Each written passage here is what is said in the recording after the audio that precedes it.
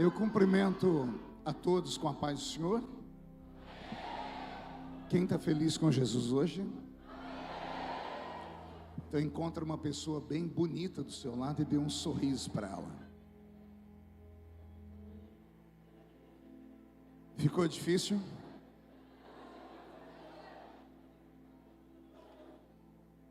Se não tiver ninguém bonito aí do seu lado, é só olhar aqui para cima, tá bom? Mas não é para mim não, é para aquela banda dali, ó. Uma alegria estar aqui nessa manhã, conhecendo o apóstolo Marcos e a apóstola Nathier. É assim que fala? É francês? Nathier. Tem tudo de francesa, cara de francesa, nome de francesa, dinheiro de francesa, né? E o apóstolo Marcos, nossa, eu preciso fazer um elogio. Que nome bonito o senhor tem. Tem mãe que sabe escolher nome, né? O meu nome é diferente do dele. O dele é Marcos. O meu é Marco. E todo mundo me chama de Marcos. Marcos no grego é martelo grande. E Marco é martelo forte. Martelo forte para pregar, né? É profético. Abra sua Bíblia comigo no livro do profeta Ezequiel.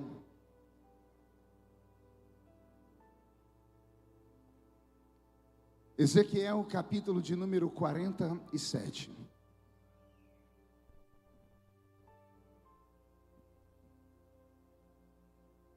Deus está aqui.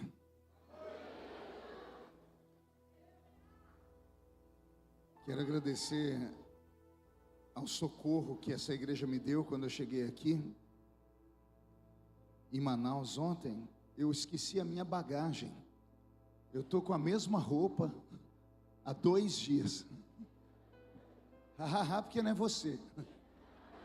Se eu parar de pregar a camisa, levanta o braço sozinha, ela já sabe, conhece a pregação de cor, né? Ezequiel 47.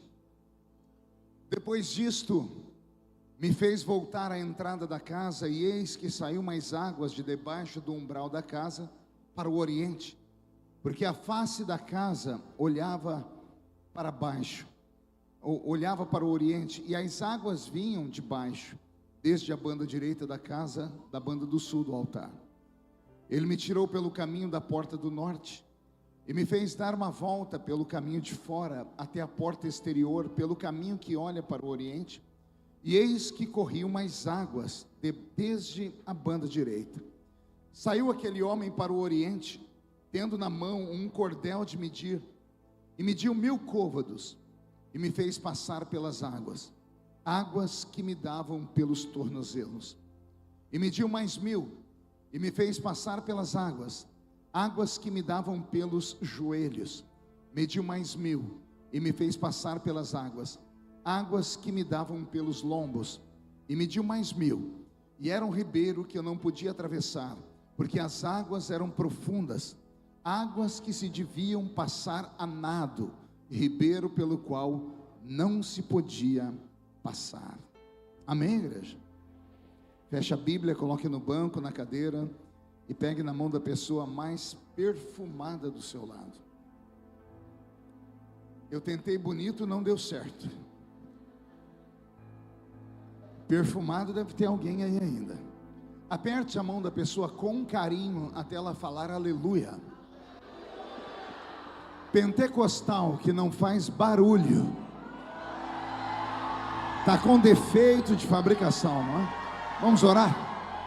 Senhor, nós te exaltamos, nós te glorificamos, e nós entendemos que dentro de alguns minutos, e mais uma vez, esta linda igreja ficará pequena para o tamanho da glória que o Senhor vai mandar do alto dos céus.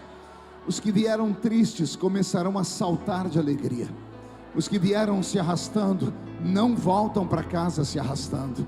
Hoje voltarão voando nas asas de um novo tempo.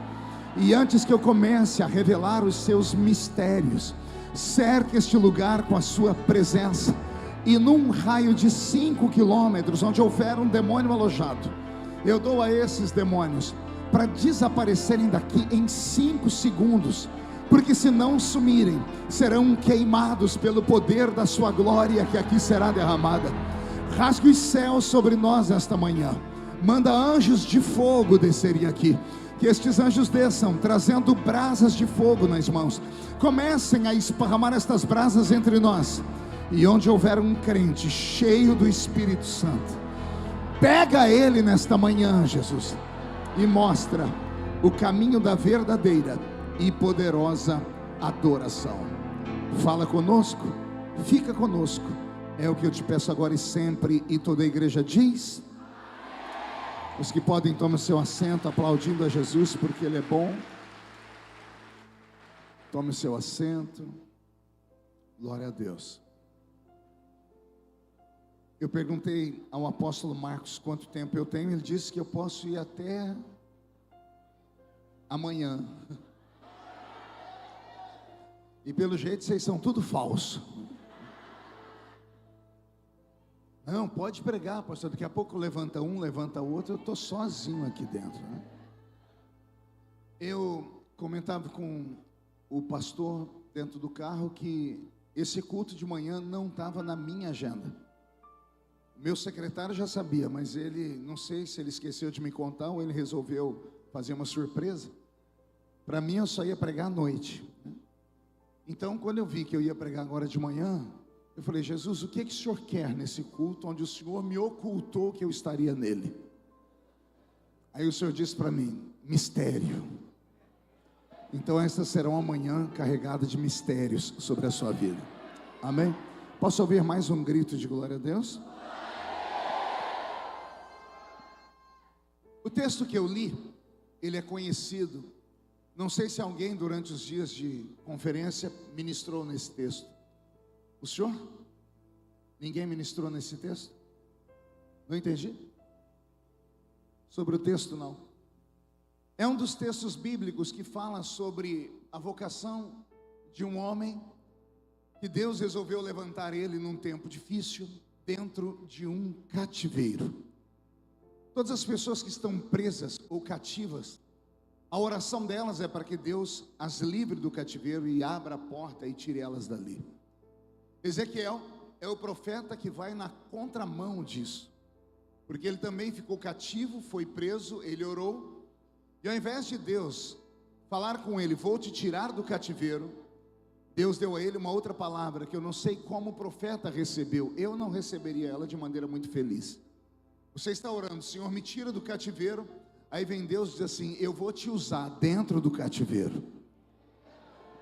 Então, como eu disse, eu não sei qual foi a reação de Ezequiel ao ouvir esta palavra, mas como profeta, como servo fiel, ele se entregou na mão do Eterno, e Deus usou durante um longo tempo dentro de um cativeiro cruel e maldito. Ezequiel é filho de um sacerdote chamado Buzi. Diga comigo, Buzi. Olhe para alguém do seu lado e diga: e você ainda acha que o seu nome é feio? Imagine alguém se chamar Buzi. Ezequiel era um garoto que cresceu vendo o pai ser usado, cresceu vendo o avô sendo usado, cresceu vendo todos os seus tios sendo usados. Ele era de uma família de sacerdotes, era de uma dinastia de sacerdotes. No Velho Testamento, vocês sabem muito bem disso, que a tribo dos levitas era uma tribo separada, escolhida por Deus. Somente a tribo dos levitas podia tramitar pelas coisas espirituais, celestiais. Só eles podiam caminhar pelo santuário de mãos vazias, somente eles. E Ezequiel faz parte dessa tribo, e desde garoto ele foi treinado para ocupar um dia o lugar do pai, assim como o pai foi treinado para ocupar o lugar do avô, assim como o avô dele foi treinado para ocupar o lugar do bisavô. E se traçássemos a árvore genealógica toda, chegaríamos em Arão, o primeiro sumo sacerdote de Israel. Esse moço, portanto, tinha sonhos. O sonho dele era dar continuidade ao legado do pai. Porém, quando ele tinha 17 anos de idade, Jerusalém foi sitiada pelos babilônicos. E o rei Jeoaquim, do seu tempo, se entregou. E o que aconteceu foi uma tragédia. Como todos os povos da terra conheciam a fama de Israel, sabiam que para conquistar o povo judeu era diferente de como conquistar qualquer outro povo da terra. Em qualquer nação do mundo, para você conquistá-la, você tem que ir até a sua capital e ir lá no palácio. E quando você prende o rei, você tem a nação na sua mão. Só que a nação de Israel era diferente. Mesmo tendo governantes, a nação de Israel vivia sobre um regime teocrático, um regime divino. Então, antes de qualquer conquistador chegar em Jerusalém, estudavam a história e sabiam que judeus só temiam uma coisa: o seu Deus. Então, o que faziam os conquistadores? Chegavam em Jerusalém, iam sim até o palácio, pegavam o rei e destronavam. Mas antes de fincarem a bandeira e falar, dominamos o povo, eles iam até o santuário e profanavam o santuário, queimavam o santuário, pegavam os sacerdotes, expunham diante da população toda, porque os sacerdotes eram os homens santos, eram os homens que falavam com Deus, e diante de todos, eles de maneira cruel eliminavam um a um dos sacerdotes. O pai de Ezequiel foi decapitado.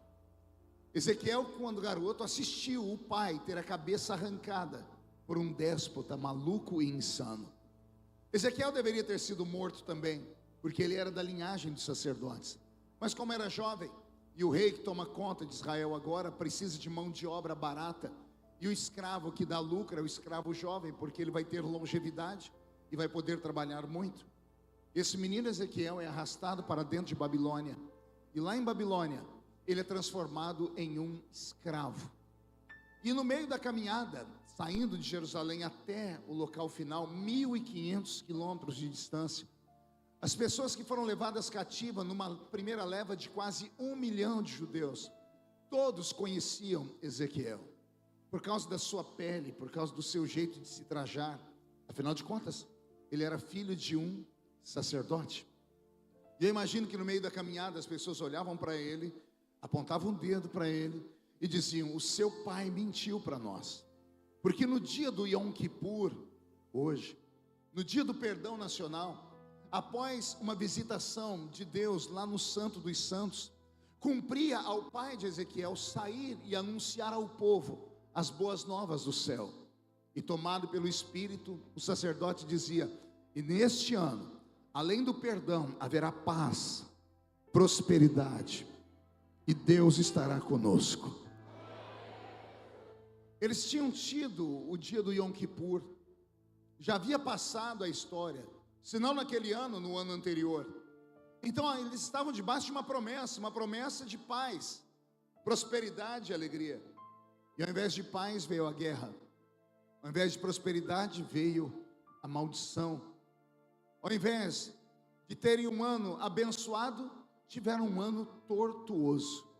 E quando ele está no meio dos cativos, eu imagino as pessoas dizendo, esse aí é o filho do homem que nos enganava, do homem que recebia os nossos dízimos, as nossas ofertas. E ele disse que em troca do dízimo e da oferta teríamos prosperidade. Olha onde estamos agora, cativos, aprisionados. E por conta disso, Ezequiel entra dentro de Babilônia e ele é ignorado, ele é esquecido, ele é colocado de lado. E ele trabalha como um escravo, fazendo o trabalho de um jumento, colocando água dentro de baldes, esses baldes presos a uma canga, um mastro de madeira que ele colocava sobre os seus ombros. E todos os dias, lá em Babilônia, Ezequiel descia à beira do rio Quebar, e no rio Quebar ele pegava argila e água e levava de volta para a Babilônia. Um trabalho que levava de 14 a 16 horas por dia. Era um trabalho pesado. Os outros ainda tinham para onde ir. No final da noite os escravos tinham seus amigos, as suas famílias. Tinha um para ouvir a lamentação do outro, tinha alguém para cuidar de suas feridas. Como ele era filho de sacerdote, a família dele toda foi eliminada. E não bastasse isso, as pessoas tinham preconceito com ele, porque ele era filho do homem que falou uma coisa e não aconteceu. Ele viveu a vida toda dentro do cativeiro, isolado. 5 anos depois que Ezequiel estava preso e trabalhando na beira do rio Quebar, pegando água e argila. Depois de ter pegado água e argila, ajoelhado, penso eu, ele vai colocar a canga sobre os seus ombros para levantar e subir para a Babilônia. Ao colocar a canga, ele fica de pé, se ajeita e olha para o céu. E quando ele olha para o céu, ele tem uma visão. Capítulo 2 do livro dele, ele diz: eu olhei para o céu e vi uma roda que girava. Eu olhei e vi uma outra roda que girava dentro da primeira roda. Eu olhei e vi os tripulantes daquela espaçonave, daquela roda em movimento. E ele detectou querubins. E em cima dos querubins ele viu uma luz muito grande. E do meio daquela luz saiu uma voz que disse para ele: Ezequiel, põe-te em pé, porque eu vou falar contigo. Fiz esse preâmbulo para te fazer lembrar de toda a história. Mude a música para mim, Roberto, e o teclado ainda está muito alto. Se puder abaixar para mim, eu agradeço um pouquinho. Aqui, no livro do profeta Ezequiel, no capítulo que eu li para vocês, no capítulo 47, nós temos um outro Ezequiel. Não é mais o Ezequiel do capítulo 1, que tinha 17 anos. Não é mais o Ezequiel do capítulo 2, onde ele tinha 22 anos, porque passaram 5 anos dentro do cativeiro. Então Deus resolveu falar com ele. Lembrando que foram 5 anos de silêncio, 5 anos sem visão, 5 anos sem manifestação divina, 5 anos sem visitação angelical, 5 anos sem ver a nuvem da glória de Deus descendo sobre o povo. 5 longos anos. Depois desse ato divino, Deus vem e fala com o profeta. E nesse momento Deus o levanta, não para tirá-lo do cativeiro, mas para usá-lo dentro do cativeiro.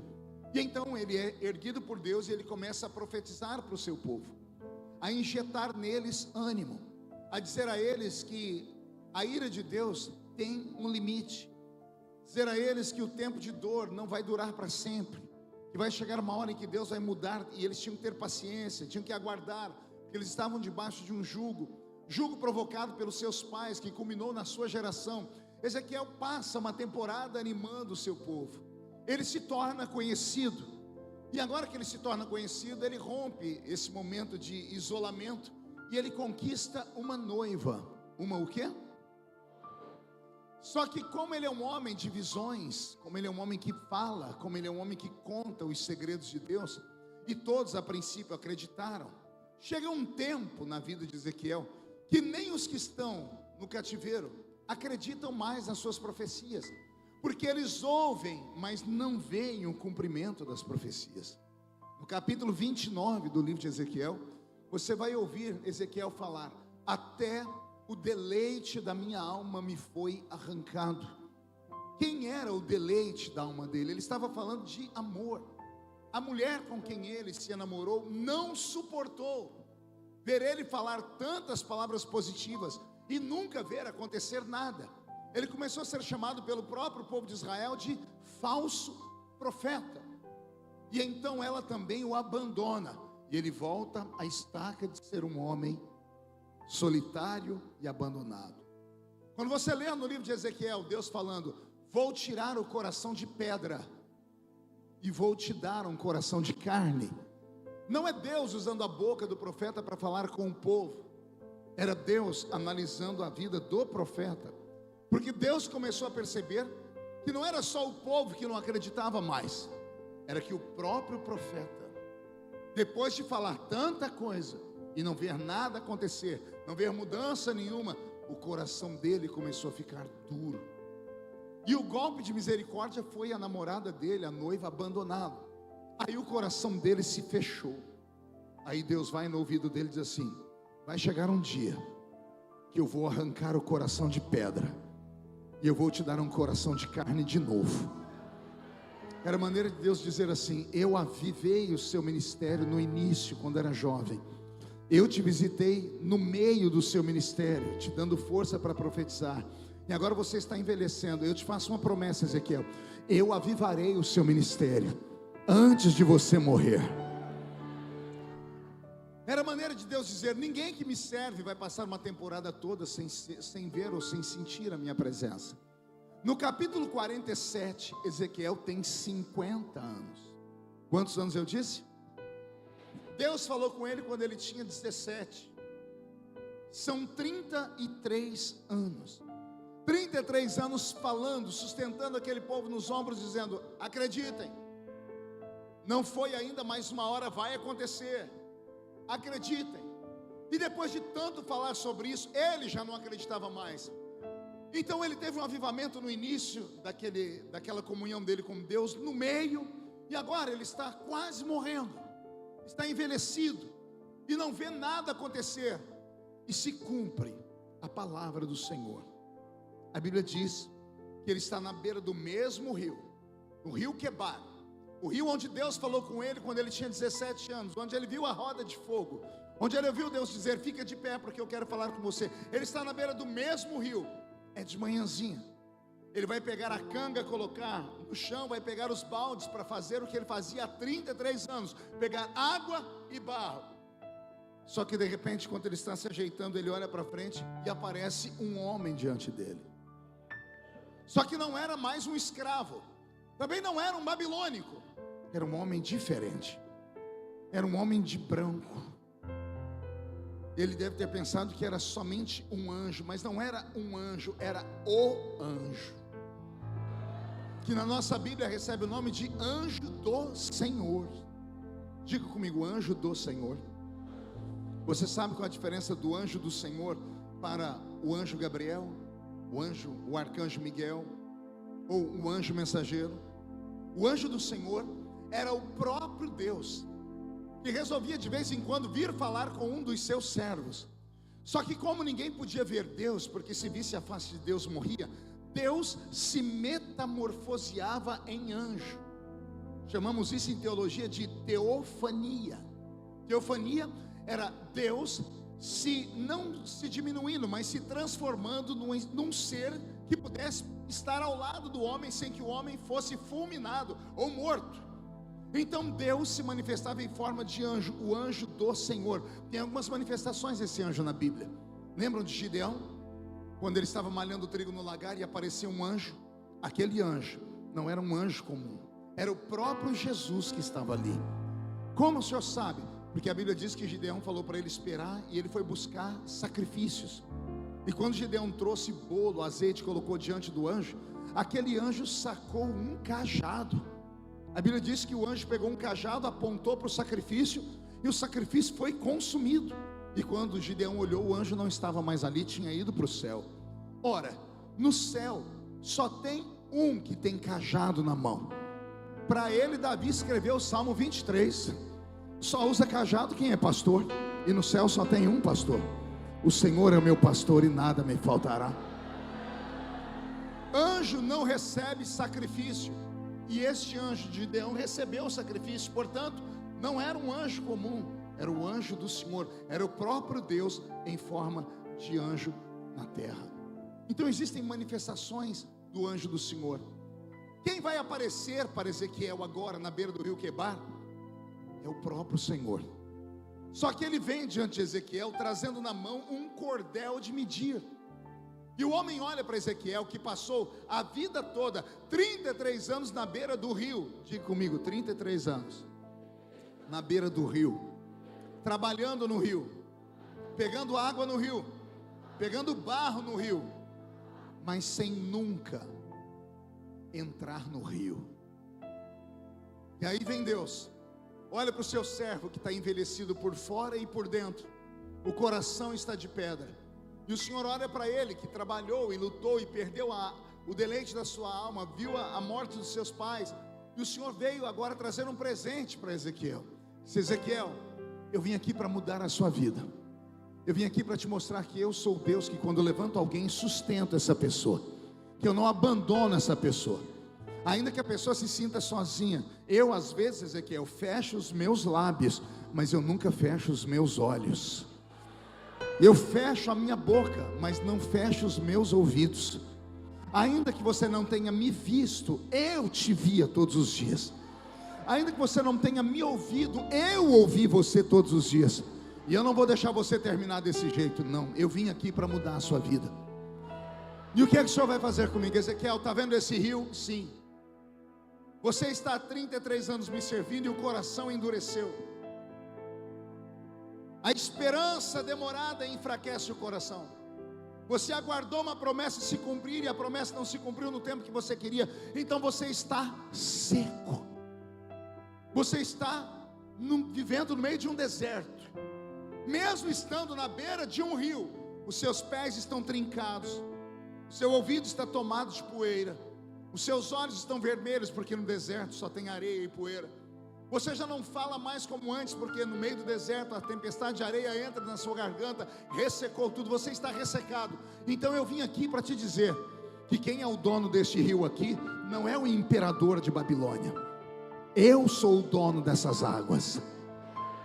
Você ficou do lado dela, observando, imaginando como era o frescor dela, com desejo de tomar um banho nessas águas, mas nunca fez. Por quê? Porque você é um escravo. Mas eu, o dono do mundo, venho à sua frente e te convido, entra comigo nessas águas, Ezequiel. Beto, mude a música. Quando Deus diz para ele, entra nas águas, o próprio Deus anda dentro das águas e ele começa a medir com o cordel. E mediu 1000 côvados. 1000 côvados vai de 45 centímetros a 50 centímetros cada um. Depende, o côvado hebreu tem um tamanho, o côvado egípcio tem outro tamanho, o côvado babilônico também é outro tamanho. Vamos arredondar para 50 centímetros, porque vai de 45, 47 a 50. 1000 côvados, 500 metros. E o Senhor anda dentro das águas e vai com o cordel de medir. E quando ele mede 1000 côvados, está Deus dentro das águas dizendo, Ezequiel, vem. E Ezequiel tem dificuldade de entrar nas águas. Pergunte por quê. Só falo se todo mundo perguntar. Uma coisa é você entrar numa piscina onde você enxerga o fundo dela. Outra coisa é você entrar em águas escuras. E vocês aqui do estado do Amazonas sabem o que é isso. Você chegar num lugar, ver que tem uma água, você não sabe o que tem lá de baixo. Você não sabe a profundidade que está lá embaixo. Então Deus viu que Ezequiel não tinha coragem de entrar naquelas águas, mesmo tendo estado do lado delas há 33 anos, porque ele desconhecia aquelas águas. Então o próprio Deus mapeia.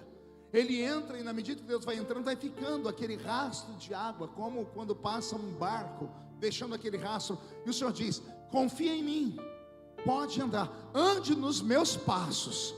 E Ezequiel foi andando nos passos do Senhor. E quando ele pisa naquelas águas, eu imagino o frescor subindo pelo corpo. Pela primeira vez, ele está entrando dentro das águas. Águas nas quais ele trabalhou a vida toda. Ele falou sobre as águas, ele comentou sobre as águas. Ele levou essas águas para a Babilônia, mas ele nunca tinha entrado dentro dessas águas. Chegou o dia dele experimentar as águas. É mais ou menos o que Deus quer fazer conosco nesta manhã. Pergunte como, pastor? Tem gente aqui que fala de milagre, prega sobre milagre, ensina sobre milagre, mas nunca experimentou milagre. Tem gente aqui que fala de glória, de avivamento, de Espírito Santo, mas nunca experimentou nem a presença do Espírito Santo, nem a glória do avivamento. O Senhor me trouxe nesta manhã para destravar você. O Senhor me diz, fala para eles que não importa o tamanho da luta, não importa o tamanho do cativeiro onde eles estão, não importa as tragédias que aconteceram com a família, não importa como foram julgados pelos irmãos, o que importa é que chegou o dia. Dia do quê? Dia deles entrarem nas águas profundas do Senhor.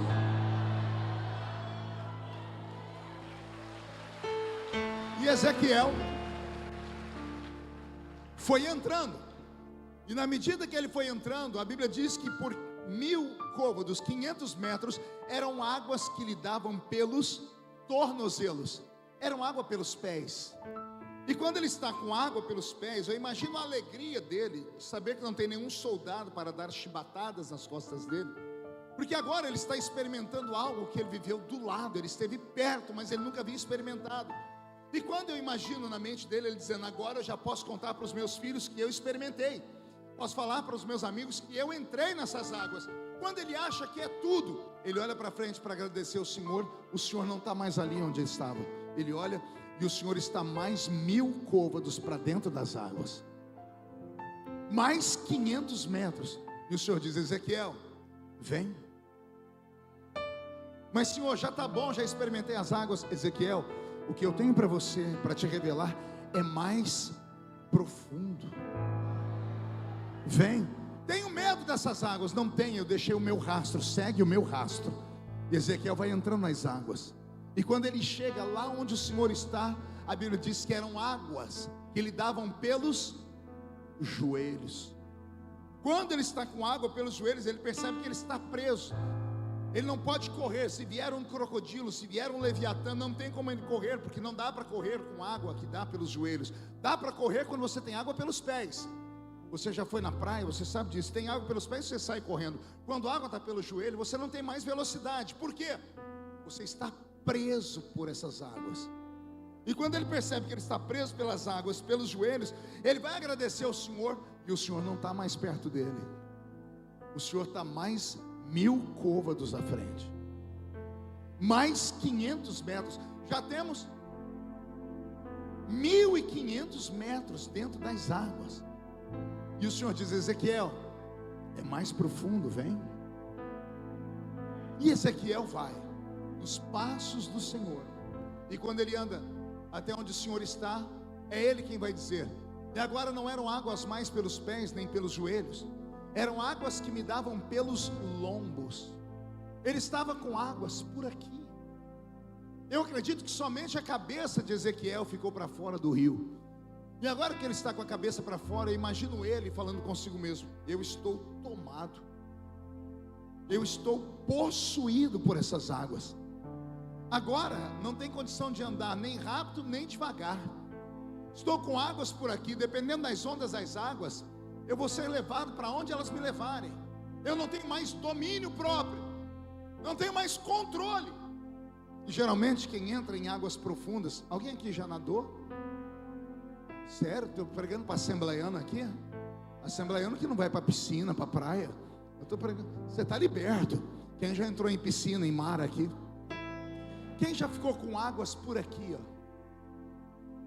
A sobrevivência humana é tão interessante que inconscientemente, quem entra em um lugar e fica com águas por aqui, a pessoa não consegue ficar com a planta dos pés no chão. É automático ela ficar na ponta do dedão, porque ela luta para sobreviver, ela quer respirar. E quem fica na ponta do dedão e vem uma onda, a onda leva a pessoa para cá, leva a pessoa para lá. É o famoso balé de Jesus, a pessoa vai para lá, vem para cá. Era a maneira de Deus ser assim: Ezequiel, eu quero você desse jeito.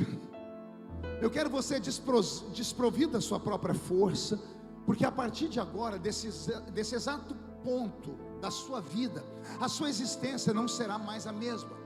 Você não vai ter mais controle sobre o que eu estou te dando. A partir de agora, eu estarei dentro de você, dominando as suas mãos, seus pés, suas pernas, a sua vida toda. Por quê, Senhor? Porque você não está mais no raso. Você teve a audácia de entrar em águas profundas, e agora você está dominado pela minha presença. Imagina Ezequiel falando: obrigado, Senhor, porque agora eu estou vendo, eu não consigo mais nem ver meu corpo, agora eu só vejo águas. E quando ele olha para frente para agradecer o Senhor, cadê o Senhor? Ele olhou e disse que o anjo mediu mais 1000 côvados e chegou a 2000 metros de distância da margem do rio, 2 quilômetros. E o Senhor disse: Ezequiel, o que eu tenho para você é mais profundo, vem. E Ezequiel agora tem que tomar uma decisão. Pergunte qual? Voltar para trás, porque agora ele vai sentir medo de verdade. Porque o que Deus está mandando ele fazer é tirar o pé do chão, é sair da zona de conforto, é não entender mais onde você vai pisar. Ezequiel disse: as águas eram profundas agora, águas que não davam para passar andando, eram águas onde eu tinha que mergulhar, águas onde eu tinha que me entregar. E a última parte do corpo de Ezequiel, que estava para fora, vai ser possuído pelas águas. que é a sua cabeça. E Ezequiel mergulha. E ele mergulha em águas profundas. E daí em diante, o Senhor Deus manda um recado para ele: quem é meu por completo. Quem é meu não pode ser só meu pelos pés, não pode ser só meu pelos joelhos, nem pelos lombos. Quem quer me conhecer de verdade tem que mergulhar das minhas águas, ainda que elas sejam misteriosas e escuras. É preciso acreditar e confiar. E agora que Ezequiel mergulha, a Bíblia não diz, digo eu, Ezequiel não conseguiu achar o fundo do rio. Ele mergulhou muito, mas não conseguiu tocar o fundo daquele rio. Este rio, nesta história de Ezequiel, ele é uma metáfora. É uma metáfora do conhecimento de Deus. É uma metáfora da comunhão com Deus. É a maneira de Deus dizer a todos nós o que acontece quando nós nos entregamos na presença dEle, quando confiamos nele, quando saímos de uma vida seca, de uma vida religiosa, de uma vida tomada por regras, onde as pessoas dizem conhecer Deus sobre tudo.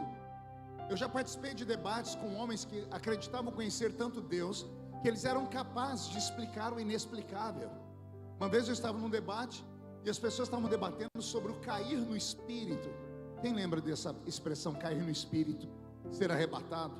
Pastor Benihim trouxe essa unção sobre o mundo, onde ele soprava e as pessoas caíam. Quem lembra dessa história? Então houve muitos debates, e um dos debates estava eu lá, né?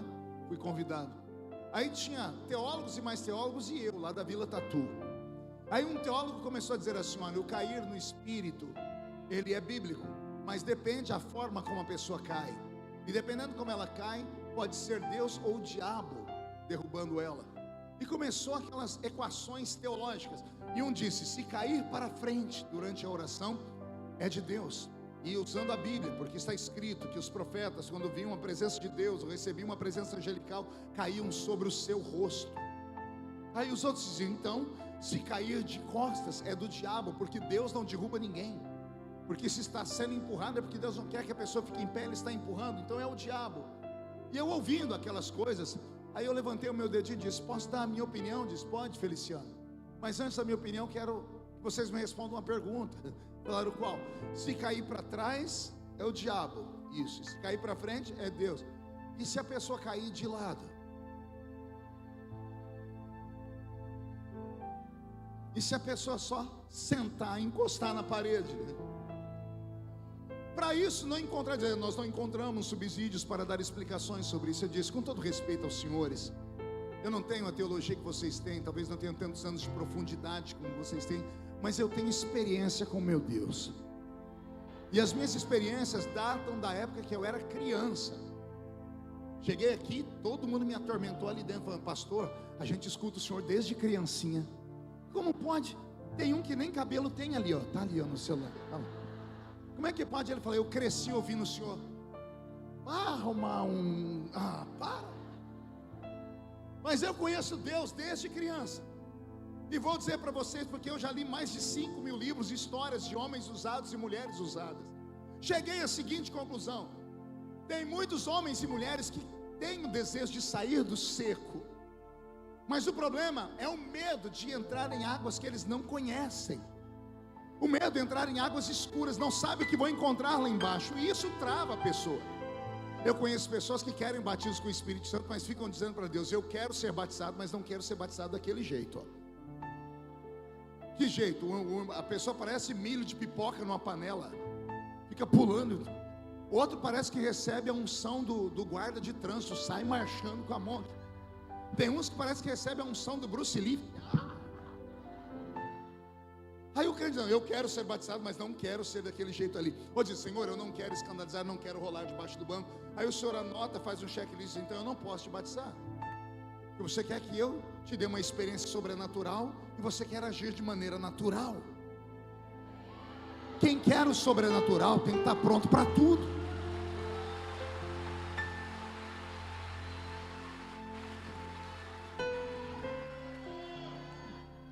Sair do seco e entrar nas águas, primeiro você tem que ter determinação e acreditar.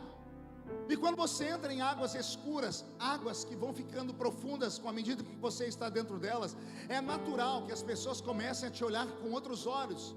É natural te chamarem de fanático, santarrão, desequilibrado, beato de igreja, e por aí vai. Fanático é o último. É natural, por quê? Porque os naturais não compreendem as coisas do Espírito. E quem é natural? O natural é aquele que está olhando, olha, é bonito, eu acredito nisso, isso existe, mas nunca experimentou. Ele fica na zona de conforto, aqui na beira do rio. Então ele só vai falar tudo que ele conhece, é do que ele ouviu ou do que ele leu. Ele nunca experimentou.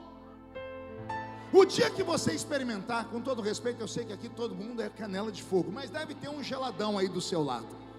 Deve ter aquele tipo de crente que quando você senta perto dele no culto, você tem angústia. Você está vendo ele entrando na igreja, você fica orando, não deixa, Senhor, não deixa, Senhor, ele está vindo, Senhor, não deixa, não deixa, não deixa. Aí quando você viu, já era. A criatura sentou do seu lado. Se você permanecer do lado dessa criatura aí mais 5 minutos, é perigoso você pegar um resfriado. De tão gelada que é a criatura. Ela é crente, ela acredita, ela anda com a Bíblia, ela tem cara de crente, jeito de crente, ela fala sobre milagres, mas quando você fala, como é que você busca os milagres, como você vai conhecer o sobrenatural, essa pessoa diz, não, isso não é para mim. Aí a pessoa fica no nosso meio, ela é seca, porque ela não tem coragem de descer as águas profundas. Lidar com o mundo espiritual não é para qualquer um. Porque quanto mais perto de Deus você fica, é automático, mais longe dos homens você fica. Quanto mais perto de Deus você fica, mais perigoso para o diabo você fica. Então o diabo começa a te atormentar. A primeira coisa que ele vai fazer é usar pessoas que nunca foram onde você está querendo ir, para te desanimar. Vão dizer, cuidado com isso, eu já vi pessoas assim terminar mal, eu já vi pessoas assim perder o casamento, perder o ministério, olha isso, olha aquilo. O diabo usa as pessoas porque o diabo sabe que se você entrar nessas águas, é um caminho sem volta.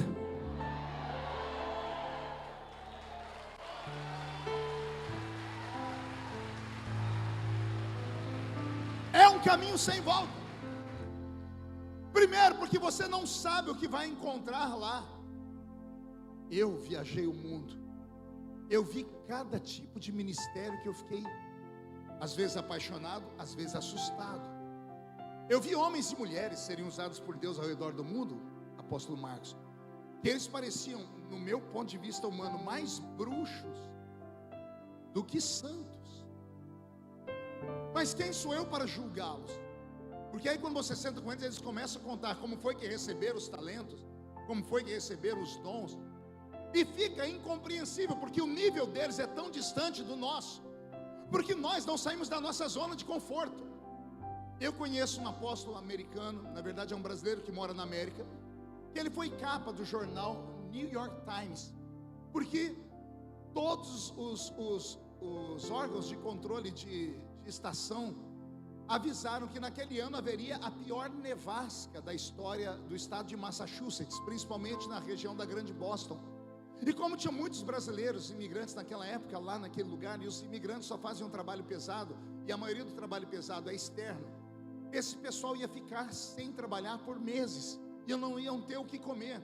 E foram falar com esse apóstolo falou assim, pois esse ano não vai nevar. E disseram, como o senhor sabe disso? Porque eu vou entrar na brecha. E ele jejuou 40 dias. Tem o livro dele, tem a foto do dia que ele começou o jejum e do dia que ele terminou o jejum. Do dia que ele terminou o jejum, ele parecia uma caveira. Ele estava só pele e osso, quase morrendo. 40 dias de jejum. E o Senhor falava com ele como ele ia quebrando o jejum a gotas d'água nos últimos dias para voltar a uma vida normal. Não vai nevar. Eu esqueci como é que chama esses meteorologistas falando, vai vir a neve, vai vir a neve. Somente a cidade de Somerville compraram quase 2 toneladas de sal para jogar nas ruas, para derreter a neve. E o pastor dizendo, não vai nevar.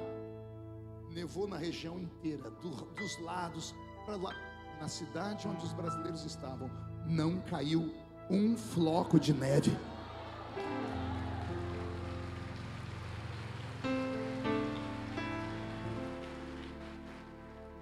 Só que depois que esse homem fez esse jejum de 40 dias, ele não ficou mais normal. Ele passou a viver mais no mundo de lá do que de cá. Ele assumiu uma postura de orar 3 horas por dia pelo resto da vida dele. E eu vivi para ver dentro da igreja dele, uma igreja desse porte. Quando abria a porta da igreja, a gente não conseguia andar. Ao abrir a porta, vinha uma presença que a gente caía lá na porta. Eu, pregador, ia me arrastando da porta até o púlpito, arrastando como uma criança. E não era só eu, estava todo mundo. Essa igreja em Boston, por 6 meses, batizou 900 adolescentes, filhos de brasileiros, nas águas. A presença dos anjos era notória nesse lugar. Esse homem acabou sendo excluído das Assembleias de Deus. Por quê? Porque ele desceu a um nível tão profundo nas águas, como ninguém nunca tinha descido até lá. Falaram que era loucura, falaram que era uma coisa anormal. Todos os grandes homens da nossa geração, eu vivi para conhecer o pastor Benny Hinn, todos eles foram alvejados por críticas e tiros espirituais. Quem perseguia eles não eram os ímpios, não, eram os crentes. Que tipo de crente perseguia ele? Crente que conhece a Bíblia, a estrutura religiosa, mas nunca fez o que eles fizeram, nunca buscaram da forma que eles buscaram. E aí quem nunca experimentou se acha no direito de julgar o outro. De vez em quando você pega um pastor ou outro conhecido, famoso, dando risada do movimento pentecostal, dizendo: ai, esse aí está voando, daqui a pouco vai faltar anjo no céu, porque na oração dele ele chama os anjos para baixo. A minha oração já foi alvo de críticas. Vocês conseguem imaginar isso? Porque quando eu orava no início, eu não orava pedindo anjos de fogo, eu pedia 8 serafins. Se pegar minhas mensagens antigas, vocês vão ver isso. Pastor, de onde o senhor tirou isso? Eu estava na África. Eu fui para a África como um menino. Me convidaram para pregar. Eu não entendia nada de batalha espiritual. O assembleiano não se mete com essas coisas. E eu fui apenas para mais uma cruzada. Quando eu cheguei no aeroporto de Angola, isso há 28 anos atrás, quando eu estava na fila da imigração, um homem aqui atrás de mim, um africano de quase 2 metros de altura, terno, gravata, pastinha de executivo, era um executivo do país.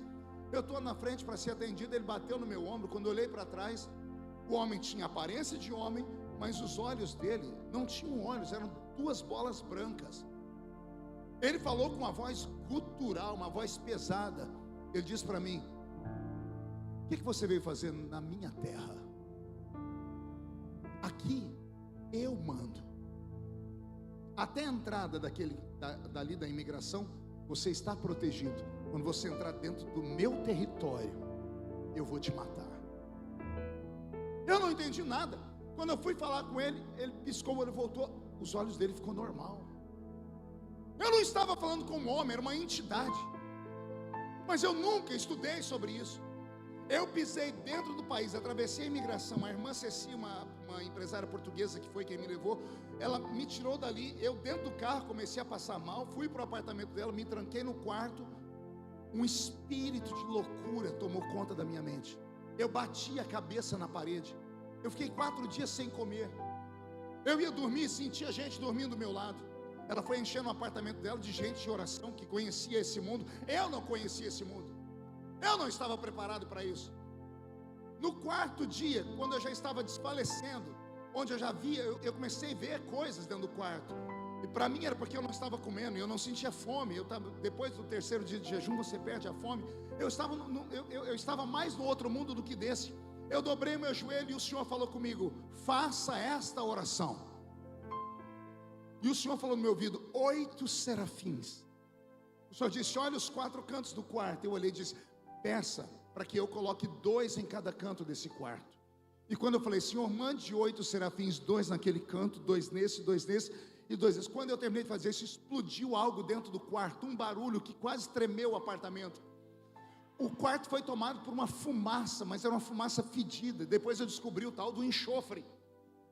Eu fiquei todo arrepiado, consegui levantar, botei a mão na maçaneta da porta. Quando eu abri, os irmãos estavam na porta olhando. O que foi que aconteceu? Eu disse: está cheio de fumaça. Uma irmã entrou orando em línguas e disse: o diabo foi embora, o Senhor te fortaleceu.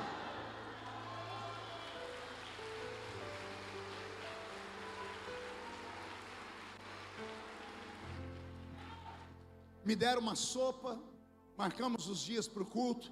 O primeiro culto foi numa Assembleia de Deus em Macolus, ficava a 100 metros dali, dava para ir a pé. O país estava todo destruído com guerras, muitas pessoas mutiladas no meio da rua. Eu fui andando do apartamento dela de baixo até chegar na igreja.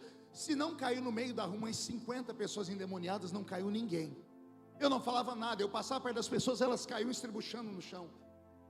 Eu comecei a perceber que existe de fato armas espirituais, existe de fato profundezas espirituais que nós não conhecemos. Não conhecemos porque temos medo de entrar nas águas, temos medo daquilo que nós não conhecemos. E eu fui me envolvendo com Deus. Naquela época, dentro de Angola, eu preguei em 40 dias. Foi a primeira vez que eu vi milagres acontecerem, ossos nascerem onde não tinham, pessoas serem curadas de forma miraculosa. Eu voltei para o Brasil com uma outra visão. Fui sentar com os meus pais, eles disseram: calma, cuidado para não ficar fanático.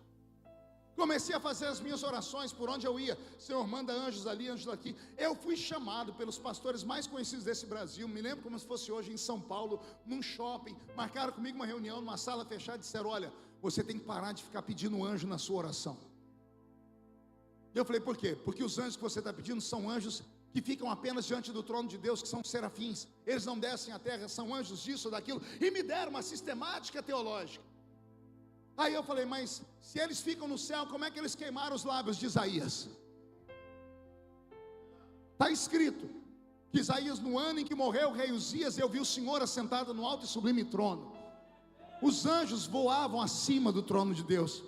E eu disse: eis que estou perecendo, porque os meus lábios são impuros. E o Senhor enviou um serafim que pegou com uma tenaz uma brasa de fogo do altar e queimou os meus lábios. Eu falei para eles: Isaías foi levado ao céu ou os anjos desceram onde ele estava? Aí engasgaram, não souberam falar. Não, o negócio é o seguinte: você para de falar isso, senão nós vamos começar a dizer nas revistas, nos jornais, que você é um herético. E eu fui falar com Deus, eu falei: Senhor, o que eu faço? O Senhor disse: vamos enganar eles. Continua orando, só não pede 8 anjos, só pede para eu mandar anjos de fogo. Eu falei: por quê? Porque a palavra seraf significa aquele que arde em fogo. Ela é o prefixo da palavra serafim, ou seja, aquele que arde em fogo e é grande como um gigante.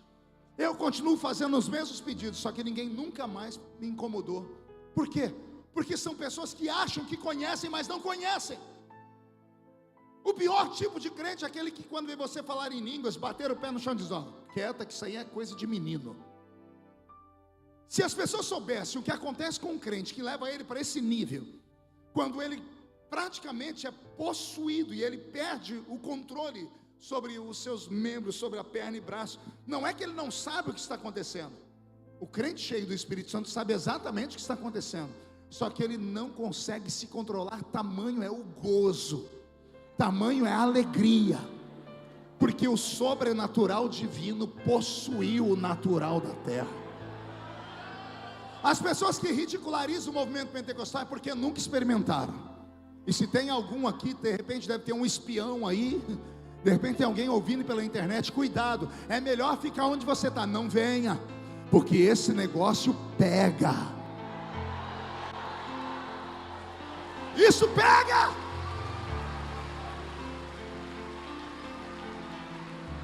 Fica na tua.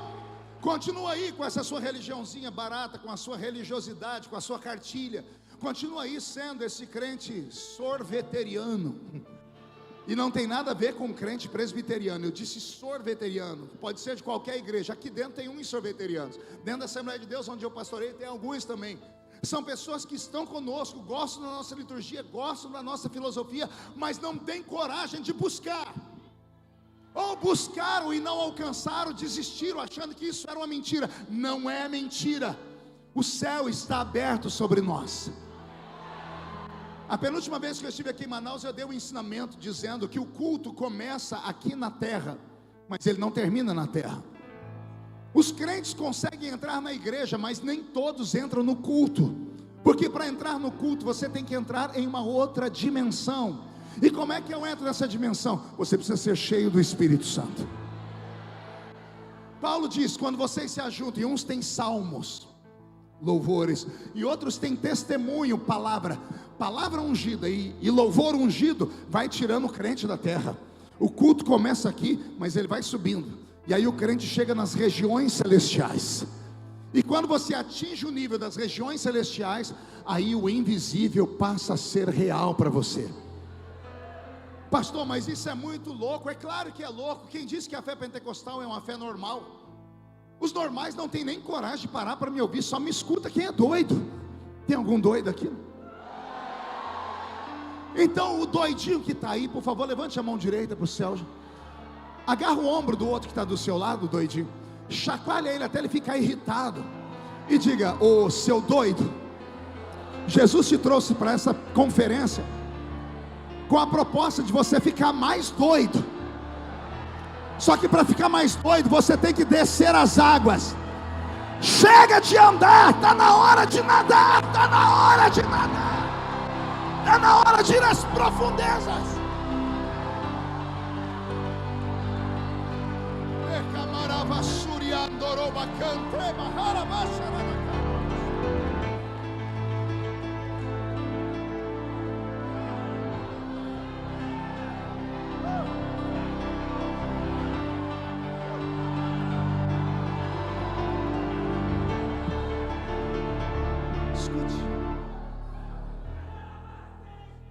Na história de Ezequiel, nós vamos ver que Deus faz a parte dele, Ezequiel tem que fazer a dele. Deus não agarra a mão de Ezequiel e leva ele à força para dentro do rio. Deus não obriga ele, Deus sugere. É mais profundo, quer vir? É você que tem que vencer os seus medos. É você que tem que saber onde você quer chegar. É você que tem que saber o que é que você quer da vida.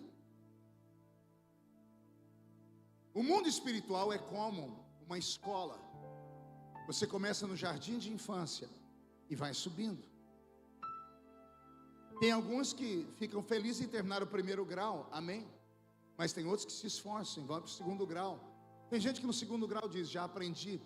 Mas tem gente que diz assim: eu quero fazer a faculdade, a universidade. Aí tem gente que se forma e diz: tá bom, mas tem gente que diz: não, eu quero fazer uma pós-graduação. Conhecer Deus é em níveis.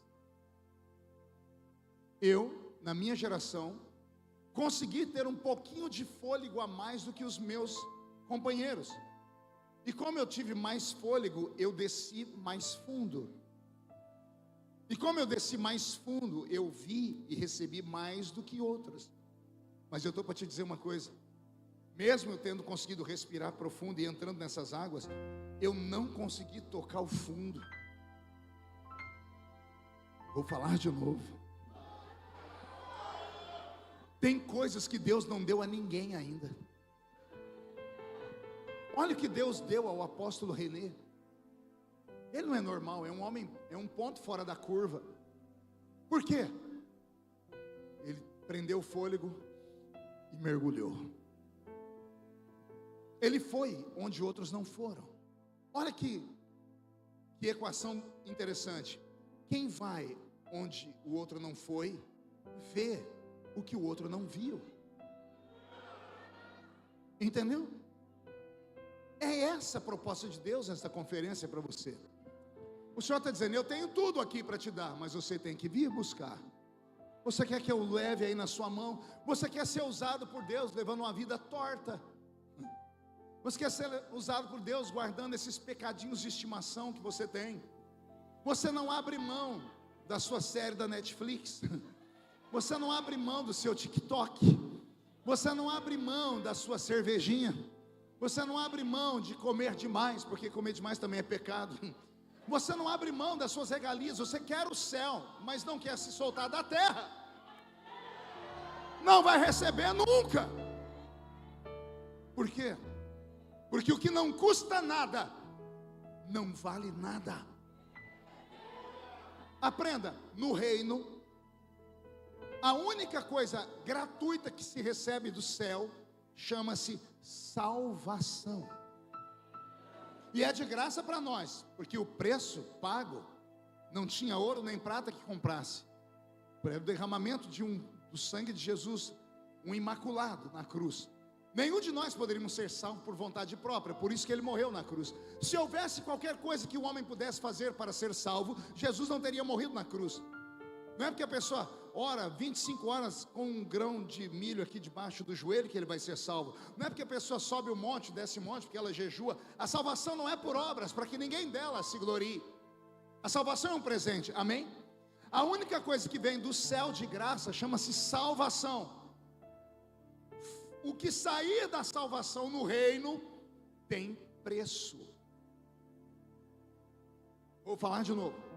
Todos aqui são salvos. Você ganhou de presente, amém? A salvação é o que você precisa para ir para o céu. Você já está salvo, ponto final. A questão é, o que você quer fazer até chegar a sua ida para o céu, aqui na terra? Porque o que você tem é para você, e foi te dado de graça. Não, pastor, eu quero levar mais alguém comigo para o céu. Aí você tem que começar a pagar um preço para receber. Se você quer dons, tem que pagar o preço para receber. Aquele que pede, aquele que procura. Se bate a porta. Agora você não pede, não procura e não bate a porta. Chega aqui, cruza as pernas, fica olhando o pregador com essa cara feia, parecendo que foi batizado num pote de vinagre. Achou que eu não ia falar? Vem para um culto, numa conferência, não sente uma emoçãozinha, fica me olhando com esse olho seco, parecendo olho de sapo que morreu no dia de enchente. Aí vem para uma proposta pentecostal num culto de barulho e fica aí com essa boca travada, essa boca de aço, essa língua de ferro, esse queixo de concreto.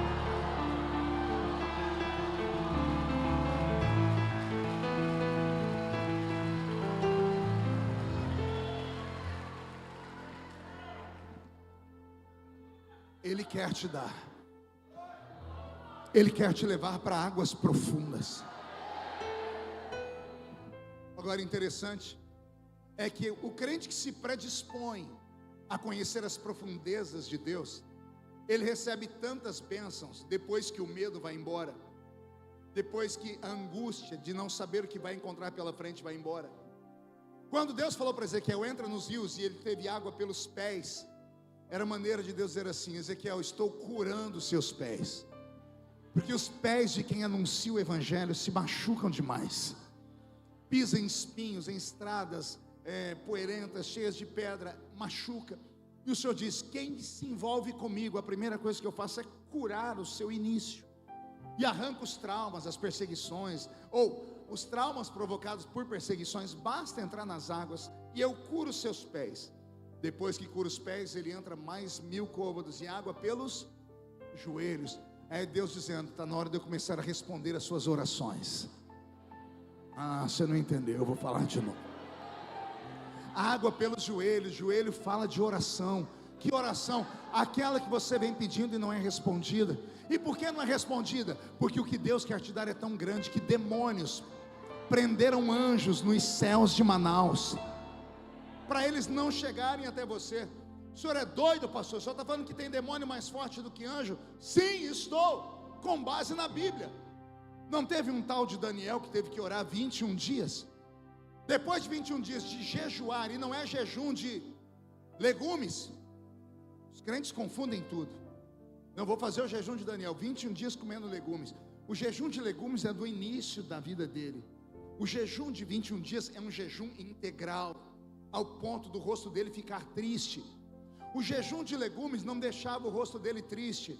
Tanto é que ele dizia para o homem: se você ver que o meu semblante está corado, feliz, então eu vou continuar não comendo do manjar do rei. Lá no capítulo 10, quando ele fala do jejum de 21 dias, a Bíblia diz: eu jejuei tanto que o meu semblante descaiu. Jejum integral, 21 dias, um jejum anormal. Ele jejuou tanto que ele conseguiu rasgar a película que separa o mundo invisível do mundo material. o anjo saiu do mundo invisível e entrou no mundo de Daniel. Detalhe, Daniel estava com um monte de homens perto. Os homens não viram, mas sentiram. Saíram correndo. E Daniel diz: só eu fiquei, porque eu vi o homem. O rosto dele era como de bronze, os cabelos de prata, sua roupa era vestida de turquesa. Daniel viu o anjo Gabriel. Aí o anjo Gabriel olhou para ele e disse assim: Daniel, homem muito amado, a tua oração foi ouvida desde o primeiro dia.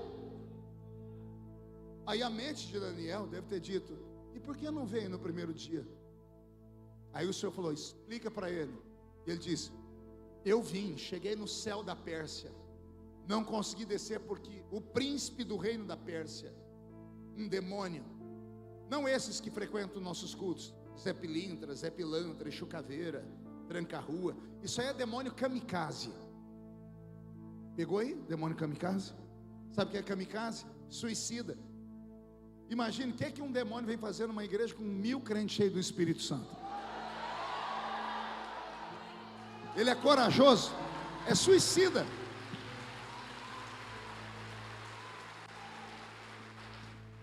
São anjos caídos, tão derrotados, que não querem mais ficar aqui. Só a igreja pode amarrá-los e mandá-los pro limbo, aguardar o julgamento.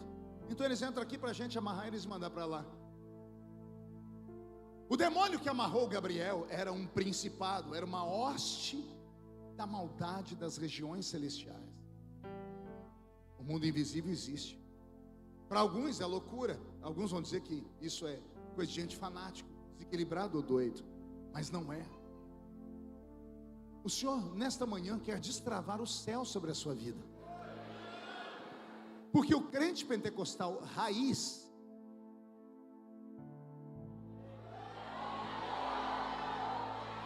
o raiz, porque tem o Nutella.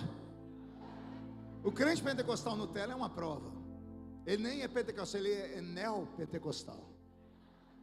Ele fala em línguas assim de forma muito educada. Lá, lá, lá, lá, lá, lá. O raiz, quando começa a falar em línguas, parece um trovão.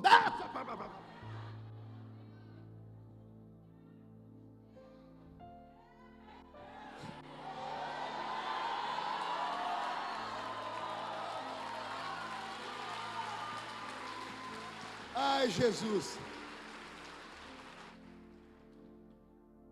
O neopentecostal, ele cria o pentecostalismo dele, a sua forma e a sua semelhança. O raiz aceita o pacote completo. E o que é o pacote completo? Ele vem daquele jeito que o crente, quando recebe, parece estar bêbado. Porque foi assim no dia de Pentecoste. Ou não? Não são esses varões judeus, galileus, tão bêbados a uma hora dessa do dia? E alguém foi se aproximando de curioso e perguntou: o que quer isto dizer? Até que um dos bêbados saltou no meio do povo e disse: aqui não tem ninguém bêbado. O que está acontecendo aqui é o que foi predito pelo profeta Joel, que diz que nos últimos dias Deus derramaria do seu espírito sobre toda a carne. Vossos filhos e vossas filhas profetizarão. Vossos jovens terão visões, os vossos velhos terão sonhos. Naqueles dias, diz o Senhor, eu vou avivar o que está perto e o que está longe. Enviarei do meu espírito sobre os servos e sobre as servas, ou seja, não tem nível social. Naqueles dias, a lua se escurecerá e o sol se converterá em sangue, ou ao contrário, o sol se escurecerá e a nuvem se converterá em sangue, e chegará o poderoso e estrondoso dia do Senhor. Se você quer conhecer Deus, se você quer uma vida profunda, você não pode colocar limites. Pastor, e como é que eu faço para não me tornar um fanático? Vai crescendo na graça, oração, jejum, monte, sobrenatural, mas vai crescendo no conhecimento. Entendeu? Você pode pular, entrar no mistério, mas mostre para as pessoas que você tem equilíbrio e é uma pessoa inteligente. De que forma, pastor? Estou eu aqui. Eu pulo, grito, faço o que for nos púlpitos, e no meio de semana você me vê lá naquela CPMI do demônio. Quem acompanha aquela porcaria lá? Você vê a minha forma? As pessoas falam: como é que o senhor aguenta naquela paz? Presença do Espírito Santo. Não o dom eu uso aqui. Lá eu uso o fruto do Espírito. Domínio próprio, equilíbrio, mansidão. Pastor, eu não tenho isso. Porque você não desceu as águas profundas. O Senhor vai responder as suas orações se você entrar no rio com água pelos joelhos. Mas de repente Ezequiel está com água pelos lombos. Diga: lombos. Mão direita para o céu. Um carinho no lombo do seu irmão. Um carinho nos lombos dele. Faz um carinho, diga: ó, que lindo. Jesus vai te levar nas águas profundas. E Ele vai curar os seus lombos. Porque aqui você já tomou tanto chicote, tanta punhalada nas costas, tanto abraço de tamanduá, tanto abraço de urso. Quem vai descendo nas águas profundas não se importa mais com o que tem aqui na superfície. Você começa a entrar em um outro nível. Deus quer te levar para um outro nível. Você veio andando para a conferência, Deus quer que você volte voando para a sua casa. Voando.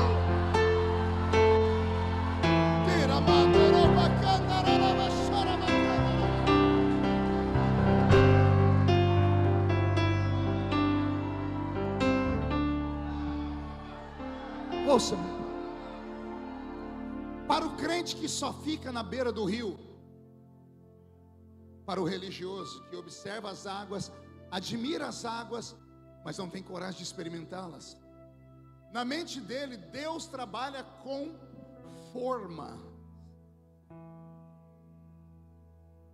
O crente que entrou dentro das águas, na mente dele, Deus trabalha com formas. Anotou aí? Formas. Formas. O que é uma forma? É algo que modela. Eu viajei quase 100 países do mundo. No Brasil, mais de 4.000 cidades eu já preguei. E como eu sou das antigas, que nem sempre a gente ficava em hotel, ficava na casa dos irmãos, e sempre tinha uma janta, um almoço, sobremesa de crente, chama pudim. É no mundo inteiro. Olha lá, a apóstola fez assim. Eu já comi pudim de tudo quanto é sabor. Chocolate, leite condensado, de tudo. Já comi pudim de vários tamanhos. Mas o formato do pudim é igual no mundo inteiro. Qual é o formato do pudim? Redondo com um buraco no meio. Por quê? Porque ele é feito em uma forma. O crente que não mergulhou nas águas acha que Deus trabalha com forma. Todo mundo tem que ser igual. Todo mundo tem que ser medido pela mesma régua. Todo mundo tem que caminhar como todo mundo, como gado. Isso é para o crente que não conhece as revelações de Deus. Porque o meu Deus não trabalha com forma. Ele trabalha com formas. A um ele levanta como profeta, ao outro como evangelista, ao outro como apóstolo, ao outro como mestre, ao outro como pastor. Ele tem formas. Eu vi pessoas curarem enfermos ao redor do mundo, impondo as mãos, colocando lenço. E na África eu assisti um culto uma vez que eu quase fiquei escandalizado. Porque o irmão que curava, o pastor que estava pregando, ele curava colocando o pé. Ele colocava a mão, não acontecia nada. Aí ele tinha que encostar o pé na pessoa. Hoje viraria piada de TikTok. Mas ele recebeu uma unção nos pés. Quem explica? Não tem explicação. Há uns 20 anos atrás eu estava no sul do Brasil, no Rio Grande do Sul, e um irmão assembleiano, advogado, doutor Luciano, o pai dele era pastor presidente de um campo das Assembleias de Deus, e nós falando sobre as coisas sobrenaturais que eu já tinha visto. Ele falou: tem uma família aqui em Porto Alegre que ela é esquisita. O senhor quer ir lá para ver? Eu falei, quero. Eu gosto, sou curioso. Domingo de manhã terminei de pregar na escola, na manhã missionária. Entrei no carro dele e fomos lá para a casa dessa família. Olha o que eu vi. Cheguei numa casa de madeira, porque o sul tem muitas casas de madeira. E ele bateu a porta, saiu uma irmã bem tradicional, aquelas crentes de antigamente, coque na cabeça, vestido lá no pé. Ele disse, olha, esse aqui é o pastor Marcos Feliciano. Ah, nós ouvimos falar dele lá dos Gideões. Que bom, a gente pode tirar uma foto? Eu falei, pode, né? Aí me levaram para dentro da casa. Aí o Luciano, em certo momento, falou assim, ô irmã fulano de tal, eu trouxe ele aqui porque ele acredita nas coisas loucas.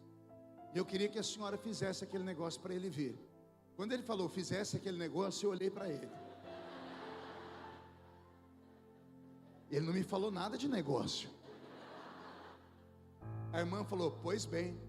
Ela foi para um quarto, chamou as filhas e os genros que moravam dos lados, ali é tudo casa perto. 10 minutos a família toda estava reunida.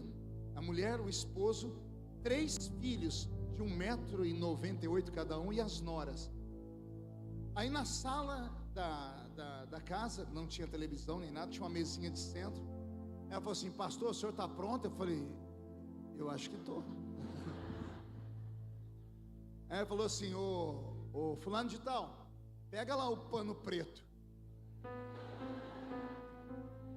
Quando falou pano preto, eu já olhei para saber onde era a saída. Eu falei, tem uma janela aqui, pano preto. Aí trouxeram um pano de veludo preto e forraram a mesinha de centro da sala. Aí diz, vamos ficar em pé, vamos começar? Não vamos começar. Ela falou, pastor, o senhor pode ficar com o olho aberto. Eu falei, muito obrigado. Não precisava nem pedir. Só não se assuste. Eu falei, vou tentar. E eles começaram a orar. Uma oração intensa. Pareciam crentes da Deus de amor orando, bem alto, bem forte. Daqui a pouco, depois de uns 5 minutos de oração intensa, um barulho muito grande, a irmã, a anciã, soltou o cabelo.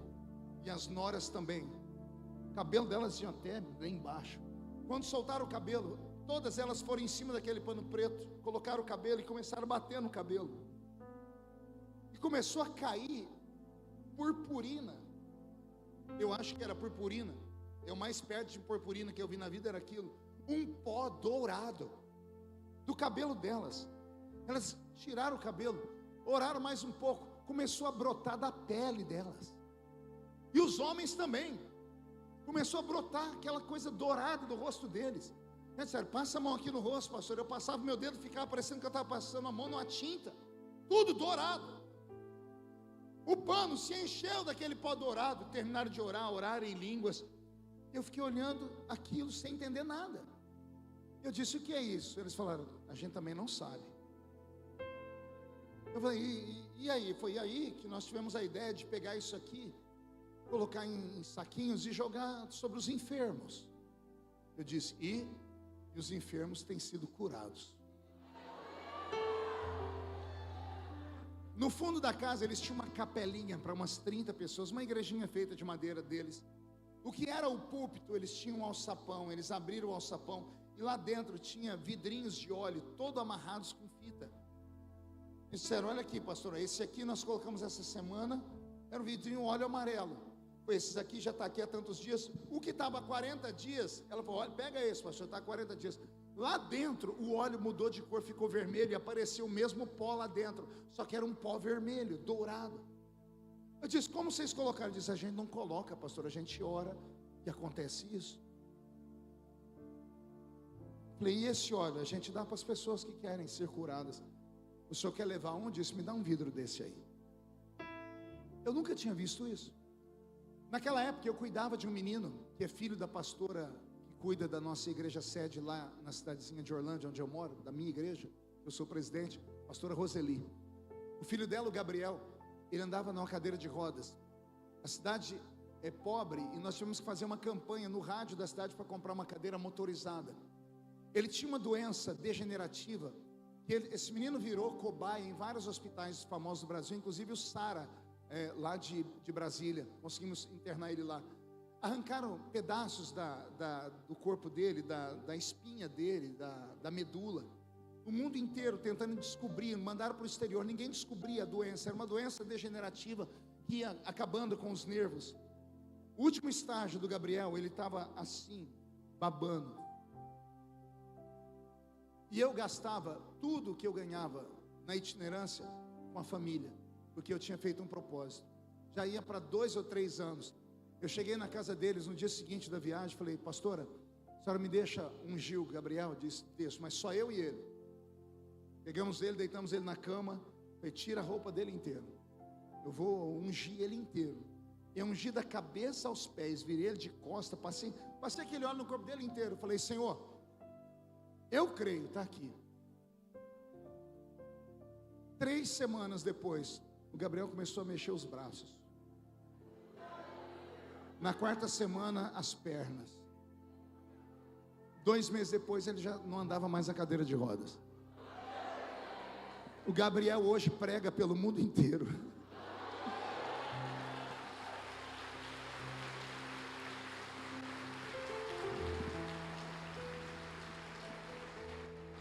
Gabriel Otávio, você precisa trazer ele aqui, meu filho na fé. Ele é um menino jovem, prega, Jesus usou muito ele em cura e batismo com o Espírito Santo. Esse menino estava na cadeira de rodas. Ele tem um livro dele, tem uma foto, eu e ele na cadeira de roda, eu abraçando ele, e agora ele anda. Explica, não tem explicação. Por quê? Porque são pessoas que desceram nas profundezas do rio, do avivamento, se envolveram tanto com Deus, que estão mais perto do céu do que da terra. Por isso eles veem o que ninguém vê, eles escutam o que ninguém escuta, e eles fazem aquilo que ninguém faz. Agora detalhe, todos esses seres humanos são feitos da mesma matéria que você, carne e osso, cheios de defeitos e pecados. E como é que eles atingiram esse nível? Renúncias, entregas, votos. Lembra o que eu disse? A salvação é de graça. O que passou disso tem que pagar um preço. Já não vemos mais sinais, porque os crentes já não acreditam mais. Já não vemos mais milagres extraordinários. A gente escuta falar de um ou outro. Eu estava em Roraima 20 dias atrás, fizemos uma oração com 20 mil pessoas. Eu recebi vídeos. Alguém me segue nas minhas mídias sociais? Alguém viu o vídeo dos testemunhos? Do irmão falando da mão dele que era mirrada há mais de anos, porque ele fez uma cirurgia e travou, e na oração lá a mão dele abriu. Uma menina que estava com hidrocefalia, os pais deixaram a criança, andaram no meio da mata, chegaram lá em Roraima, em Boa Vista para a cruzada, creram na oração da cura que nós fizemos, chegaram em casa, a menina que estava com cirurgia marcada, a cabeça dela desinchou, levaram no médico, o médico diz: aconteceu alguma coisa que eu não explico, não vai precisar mais fazer cirurgia. E Jesus curou. Ele faz. Mas escute, eu que estou ensinando vocês, não me dedico a isso, porque eu não sou um pregador de cura. O meu ministério é palavra. Mas quando eu tenho a ousadia de invocar, acontece. O Roberto de vez em quando fala: pastor, ora mais para Jesus curar. Eu disse: mas eu me sinto confortável aqui nessa função, porque a pessoa é curada, daqui a pouco desvia. Jesus curou 10, 9, se perdeu, só um voltou. Mas a palavra não, a palavra ela finca e cria raiz. As minhas pregações, por exemplo, acho que eu sou um dos poucos pregadores do Brasil que as pessoas conhecem a pregação pelo nome. Aqui dentro da sala falaram de 3 ali: destronando Satanás, dia da aprovação,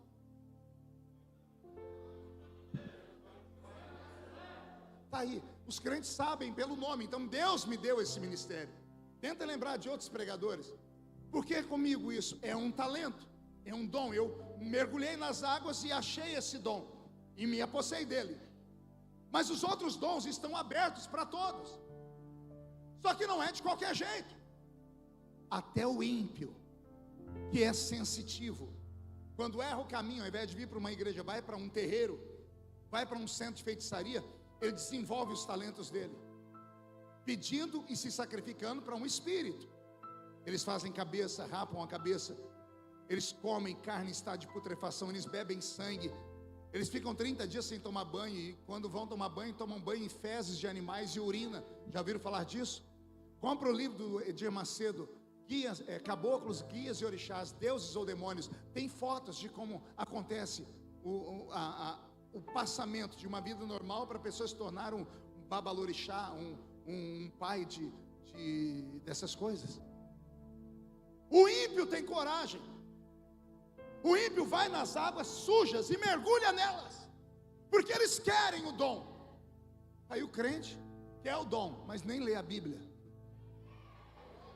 Ele quer o dom, mas faz uma oraçãozinha de 5 minutos, já levanta. Ai, que dor no joelho.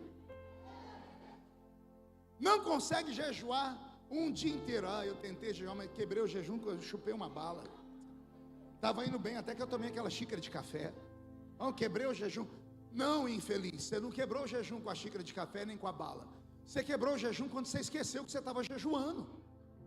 Se jejum é sacrifício, como é que você esquece que você está sacrificando? Se você está esquecendo, porque não está tendo sacrifício nenhum, então não tem validade nenhuma. Nós não temos o treinamento para entendermos das armas espirituais. Deus quer dar. E se Ele me trouxe nessa manhã, num culto que eu nem sabia que ia ter, para falar de profundidade, e Ele me deu esta palavra que eu não havia preparado, é porque tem alguém aqui que Ele quer arrastar para o fundo do rio. Alguém quer? Fica de pé comigo.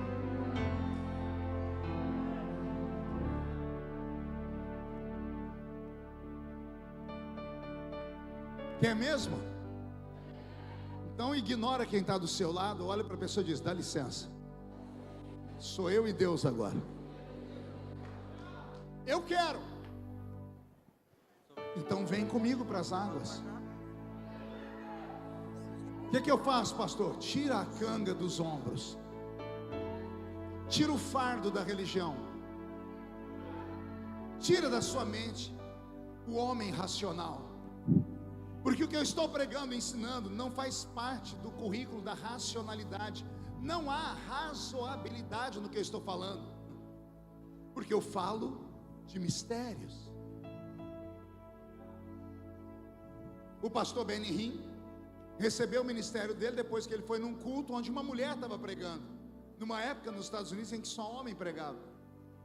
Ele acorda de manhãzinha na beliche, segunda cama, senta, gago, que ninguém tinha paciência de conversar com ele, lembrou do ensinamento, porque a mulher disse que o melhor amigo que ela tinha era o Espírito Santo. Ele sentou na cama e antes de pular ele disse: vamos ver se funciona. E disse: good morning, Holy Spirit. Bom dia, Espírito Santo. Ele não sentiu nada. Aí ele pulou da cama. Quando ele pulou da cama, ele disse que o corpo dele foi envolvido em algo que ele não sabia explicar, e ele ficou caído no chão por 8 horas. Ele tentava levantar e o quarto estava cheio de uma glória, uma unção. Ele se levantou dali curado, para se transformar no maior evangelista da nossa geração. Billy Graham tinha 8 anos de idade quando levaram ele na ilha de Martha's Vineyard, nos Estados Unidos. Levaram ele na casa de John Wesley, numa casa que John Wesley tinha lá na ilha. E a professora mostrou no chão onde John Wesley orava. A madeira era afundada, 2 buracos afundados na madeira pelo joelho do Wesley. Wesley tinha 1,5 metro de altura. John Wesley calçava o que seria no Brasil número 33. Parecia uma criança desse tamanho. Se você for em Londres, e eu profetizo que você vai, lembra do que eu estou dizendo? Que procura saber onde é o museu de John Wesley. Tem a igreja dele e tem o museu do lado da igreja dele. Vá no museu e peça para a moça te mostrar a roupa de John Wesley. Tem uma prateleira, uma roupa de um homem desse tamanho, sapatinho assim, um homem de 1,5 metro de altura. Sobre ele escreveu uma das rainhas da Inglaterra dizendo: eu tenho mais medo de John Wesley ajoelhado do que o império da França inteiro de pé. Não entendeu, né? Vou falar de novo. A rainha da Inglaterra disse sobre John Wesley: eu tenho mais medo desse Wesley ajoelhado orando do que do exército francês inteiro de pé. A professora contou essa história E ela disse no final: Deus está procurando um novo John Wesley. As crianças saíram para passear, foram para o piquenique. Na hora de entrar no ônibus, fizeram a contagem, faltou um menino. Correram pela ilha toda e uma professora lembrou do quarto. O nome do menino era William. E quando chegou lá no quarto, ela abriu a porta, não viu ninguém. Quando ela foi fechar, ela escutou um gemido. Ela abriu a porta, seguiu o gemido. Ela foi lá do lado da cama onde John Wesley orava, e tinha um menino de 8 anos, um joelhinho aqui e o outro aqui, numa posição desconfortável. Ele ajoelhou onde John Wesley ajoelhou e disse: Jesus, eu quero ser o novo John Wesley. William se tornou Billy, e o Billy se tornou Billy Graham, o maior evangelista que o mundo conheceu. John Wesley, esse guerreiro, recebeu a unção quando ele foi tentar se candidatar a missionário batista. Ele não passou no crivo. A mulher que fez a entrevista disse que ele era muito austero, muito briguento, e ele não prestava para ser missionário. Naquele dia ele chegou na casa dele, ele esmurrava o quarto dele. Charles Wesley, irmão dele, viu a casa chacoalhando, entrou para ver o que era. Ele chegou na porta do quarto e escutou John Wesley gritando: ou o senhor me usa, ou o senhor me mata. Os homens dizem que eu não posso, e se os homens dizem que eu não posso, eu quero saber o que o senhor pensa, porque se o senhor falar que eu também não presto, me mata. Charles disse que de repente escutou um barulho, pum! Ele abriu a porta, John Wesley estava caído no chão.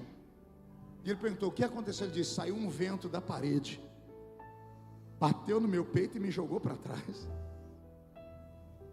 Ele levantou dali para começar a fazer cruzadas na rua. 15, 20 mil pessoas paravam para ouvir John Wesley. Charles Finney, um crente meia boca, igual você, gostava de Jesus, mas gostava mais da cachaça. Amava a igreja, mas amava mais o cigarro. Até que um dia uma mensagem confrontou ele, disse: Deus, eu quero santidade. E ele buscou santidade. E ele recebeu uma unção de Deus tão grande que os livros contam que um dia ele entrou em Londres, em uma tecelagem que tinha mais de 1000 funcionários. Quando abriram a porta, ele foi andando dentro da tecelagem. As pessoas olhavam para ele, não viam um homem, viam um santo. As pessoas pararam de trabalhar, quebravam, colocando as linhas na agulha, não conseguiam, se jogavam no chão por onde ele passava, só de olhar para o rosto dele. Ele paralisou a cidade um dia inteiro. John Hyde, o homem que orava, um diácono meia boca de uma igreja qualquer, um grande pregador, foi pregar numa cruzada. O pregador pregou uma mensagem linda, os crentes vibraram. Quando ele fez o apelo, nenhuma alma veio para frente. O pastor da igreja ficou tão envergonhado que chamou o diácono de John Hyde: Hyde, vem orar. John Hyde começou a orar 2 da tarde. Ele terminou de orar, era 8 horas da noite. Na frente, mais de 5 mil pessoas ajoelhadas aos gritos. John Hyde, o homem que orava, ele orou tanto que o coração dele se moveu do lado esquerdo para o direito do peito dele. Smith Wigglesworth, o homem que durante o ministério dele viu 40 mortos ressuscitarem. Escutou aí? 40 mortos vieram à vida. Quem era Smith Wigglesworth? Motorista da esposa dele, porque a esposa dele era pastora, pregadora, pregava e o céu descia. Depois de 20 anos dirigindo para a esposa, um dia ela adoeceu, e ela falou: você vai me representar? Ele disse: não, eu não prego disso. Homem, você me vê pregar há 20 anos, você não sabe pregar, pois você vai dar um jeito, vai explicar para os irmãos que eu não pude, você vai me representar. E ele foi, chegou lá, os irmãos disseram: olha, a pregadora não pode vir, mandou o esposo, vamos ouvir ele. Ele disse: irmãos, minha mulher mandou eu vir pregar, eu não sei muito bem o que fazer. Quando ele está falando, entrou uma mulher pela porta com uma criança morta nos braços. Foi até o púlpito e disse: minha filha está morta, vocês pregam que Jesus ressuscita? Ele disse assim: ó, pregar eu não sei pregar, mas todas as vezes que a minha mulher prega, eu oro por ela. Orar eu sei, me dá a criança aqui. Naquele dia, Jesus ressuscitou a menina. Eu poderia falar do apóstolo dos pés sangrentos. Eu poderia falar com vocês sobre David Young Shu, famoso pastor Paul Young Shu. na grande guerra entre as Coreias do Sul e do Norte, começando a construir uma igreja para 10 mil pessoas. Não tendo dinheiro, ele subiu no 6º andar para se jogar e se matar. Quando ele disse: Deus, eu vou me matar, e entra pela porta da igreja um monte de irmã coreana, levando numa bandeja o cabelo delas. Elas tosaram o cabelo e disseram: pastor, nós trouxemos nosso cabelo de oferta. E quando ele viu aquilo, o Senhor disse: com esses cabelos eu vou te dar uma graça de fé. O templo de Poyangishu, vocês conhecem, o Dere está lá sempre, o apóstolo Renê. Tudo começou assim. O que é que esses homens têm que você não tem, que eu não tenho? Eles tiveram um antes e um depois. Todos eles mergulharam nas águas. Quer mergulhar comigo? Feche seus olhos, prenda o fôlego. Vamos descer.